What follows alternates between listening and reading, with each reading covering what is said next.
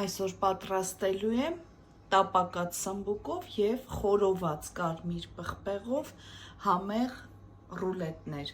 որի միջուկը կատնաշոր է, թթվասեր, սամիտ կանաչիներից աղ, սև պղպեղ և սխտոր։ Լավ խառնելու ենք և փաթաթենք մեր գեղեցիկ ռուլետները։ Ես փաթաթեմ, հետո վերջում ցույց կտամ տեսքը։ Փաթաթեցի, տեսեք ինչքան գեղեցիկ է ստացվել։ Վրայից էլ ընկույզով կզարդարենք մանրացրած։